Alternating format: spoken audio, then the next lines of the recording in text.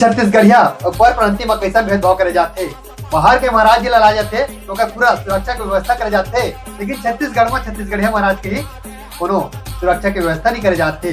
अभी रायपुर जिला के सेज बहार खरोरा में पंडित युवराज पांडे जी के शिव महापुराण कथा होते, जहाँ लोगों मन के कत को भीड़ लगते जाते, लेकिन वहाँ सुरक्षा के कोई व्यवस्था नहीं दिखाते। आज खुद कहा थे कि सुरक्षा की व्यवस्था करे बाद थाना मन में आवेदन दे गिरी से, लेकिन वहाँ सुरक्षा की कोई व्यवस्था वाला कोई नहीं आते। कहा छत्तीसगढ़ के महाराज ला दबाना चाहते, छत्तीसगढ़ के महाराज जो ना छत्तीसगढ़ की संस्कृति बचाना चाहते, छत्तीसगढ़ की बोली भाषा ला देश दुनिया में बगड़ाना चाहते, तो ऐसा महाराज जी ला अबर दबाना चाहते। छत्तीसगढ़ के महाराज ला सुरक्षा दिलाए बर अब जमो जन से निवेदन है कि वीडियो ला ज्यादा से ज्यादा लाइक और शेयर कर देवा, ताकि शासन प्रशासन तक वीडियो पहुंचाए, महाराज जी के सुरक्षा बर कुछ व्यवस्था कर सके।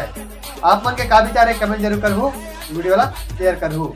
बस गलती इतना है कि हम छत्तीसगढ़िया हैं और कोई गलती नहीं।